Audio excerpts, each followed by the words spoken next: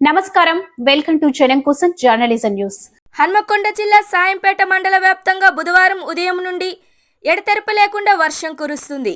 సాయంపేట మండలంలోని 24 గ్రామాల్లో వర్షం కారణంగా ప్రజలు ఇండ్లకే పరిమితమయ్యారు. అత్యవసరమైతే మాత్రమే బయటికి రావాలంటూ అధికారులు సూచిస్తున్నారు. వర్షం కారణంగా పత్తి, వరి పంటలు తీవ్రంగా దెబ్బతిన్నాయి. పత్తి పంటలోకి భారీ వరద నీరు చేరి రైతులకు తీవ్ర నష్టాన్ని చేకూరుస్తున్నాయి. చాలా చోట్ల వరి పంట నేలవాలి నీటి మునిగిపోయింది. అకాల వర్షాలతో తీవ్రంగా నష్టపోవాల్సి వస్తుందని రైతులు ఆవేదన వ్యక్తం చేస్తున్నారు. ప్రభుత్వం ఎలాగైనా రైతులను ఆదుకోవాలని వేడుకుంటున్నారు. 5 ఏళ్ళు నోట్లో పోవాలంటే కూడా రైతే కష్టపడి వరి పంట పండించేసి ఈ వరి పంట నీలమట్టం అయ్యి పూర్తి స్థాయిలో వరి లేకుండా నీళ్ళలో కొట్టుకుపోయే పరిస్థితి ఏర్పడింది. అట్లాంటి పరిస్థితుల్లో రైతు ఏడ్చే స్థితి వచ్చింది. అంటే రైతు ఏడ్చిన రాజ్యం ఎద్దేడ్చే వ్యవసాయం బాగుపడనేది పూర్వకాల నానుడి. ఇలా రైతు ఈ వర్షం కారణంగా రైతు రోడ్డున పడే పరిస్థితి ఏర్పడ్డది. కాబట్టి ఇలా రైతు రోడ్డున పడితే రాష్ట్రంలో ఉన్న ప్రజలందరూ కూడా రోడ్డున పడాల్సిన పరిస్థితి ఏర్పడుతుంది. ఎందుకంటే వాళ్ళకు కూడా తిండి దొరకదు. అంటే ఈ రైతు పండించిన పంట ప్రజలందరికీ కూడా తిండికి అవసరాల రీత్యా ఉంటుంది. కాబట్టి రైతు పూర్తి ఆగమైపోయి రోడ్డున పడే పరిస్థితి ఏర్పడింది. కాబట్టి ప్రభుత్వాలు ఆలోచించి ఈ వర్షం కారణంగా నష్టపోయిన రైతుకు ఖచ్చితంగా ఎకరానికి కనీసం ఒక 30,000 రూపాయలు ఎక్స్గ్రేషియా కట్టించేసి రైతును ఆదుకోవాలని చెప్పేసి నేను రైతుల తరపున పూర్తిగా డిమాండ్ చేస్తూ ఉన్నాను.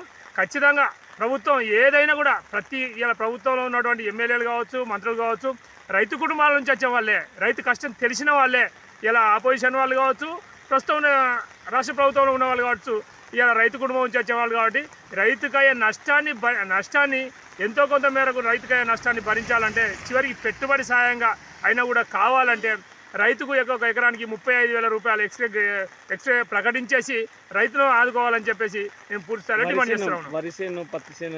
వరి ఖచ్చితంగా ఒక వరి చేను ఒక ఎకరానికి కనీసం ఒక 30,000-35,000 రూపాయలు ఖర్చు వస్తాయి. పత్తికి వచ్చేసి ఒక 50,000 రూపాయలు ఖర్చు వస్తాయి. పూర్తి స్థాయిలో వర్షాల కారణంగా పత్తి నీట మునిగిపోయి పత్తి పరిస్థితి అదోగతి పాలైపోయింది. ఇలా వరి కోసే పరిస్థితి లేకుండా పూర్తి స్థాయిలో అడ్డం పడిపోయి రేపు మొలకలు వచ్చే పరిస్థితి ఏర్పడింది. పూర్తి స్థాయిలో చేతికి వచ్చిన వరి పెట్టుబడి పెట్టక ముందు ఏదో వెనక ముందు అయినా కూడా ఏదో అవుతుంది అనుకునే పరిస్థితి కాదు. పెట్టుబడి పెట్టి నోటికి వచ్చింది, చేతికి వచ్చే స్థాయిలో పూర్తి ఆగమైపోయింది. కాబట్టి ప్రతి ఎకరానికి ప్రతి రైతుకు 25,000, వరి రైతుకి 25,000, ప్రతి రైతుకు 35,000 రూపాయలు ఖచ్చితంగా ప్రభుత్వం ద్వారా ఎక్స్గ్రేషియా కట్టించేసి రైతులు ఆదుకోవాలని చెప్పేసి ఈ రైతుల పక్షాన్ని డిమాండ్ చేస్తా ఉన్నాం ప్రభుత్వాన్ని.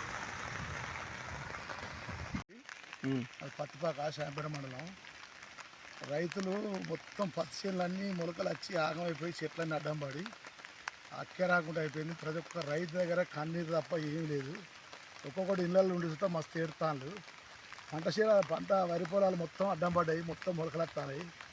అది ఇప్పుడు 2-3 రోజుల్లో కోసేదే మొత్తం అది మొత్తం అందమంది ఏడుతాను. పాపం మా రైతు బతుకు ఘోరం అయ్యేది.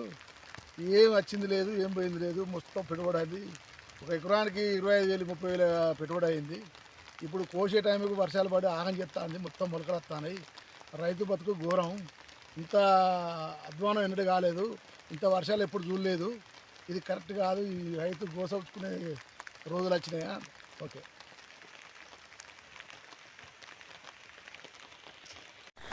2 ఎకరాల వరి కౌలుకు పట్టిన మొత్తం నిన్న వాటి భారీ వర్షానికి బాగా నీలమట్టమైంది, మొత్తం అడ్డం పడ్డది. 3 ఎకరాల పత్తి పూర్తిగా ఖరాబ్ అయింది, బాగా నష్టపరిహారం అయింది. కౌలు పెట్టుబడి కూడా మీద పడ్డది.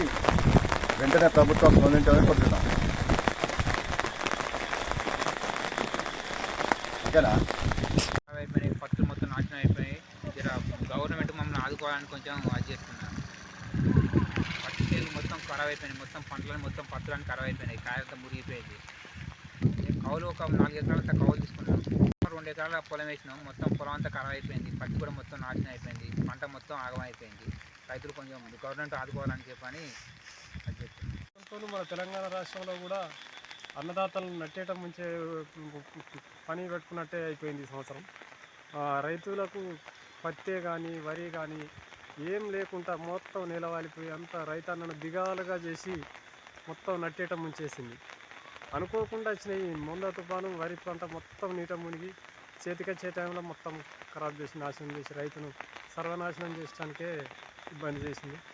ఇటువంటి ప్రయత్నంలో మరి మేము ఏం చేయాలి, రైతులు ఎట్లా ఉండాలి, ఏం నేను బతకాలి అనే ఆలోచన కూడా మాకు పాల్పోవట్లేదు. మరి ఈ తర్వాత సంగతి మరి ఇక దేవుడు ఎరుగు, కానీ ఇప్పుడైతే మొత్తం అయితే నిలువున ఈ మోందా తుఫాన్ మొత్తం ముంచేసింది. వరి నష్టం పత్తి నష్టం ఏమైంది? ఎకరానికి కనీసం 4 క్వింటాలు 3 క్వింటాలు వెళ్ళే పత్తి అంతా ఖరాబ్ అయిపోయింది. వరి చేలు అయితే మొత్తమే నీట మునిగిపోయింది, ఏం అక్కడ రాకుండా. ఇటువంటి పరిస్థితులలో రైతు ఏం చేసేతో ఏం దిక్కుదోసని స్థితిలో దిగాలుగా కూర్చొని ఏడవడం తప్ప ఇంకోటి ఏం లేదు అన్నదాతకి.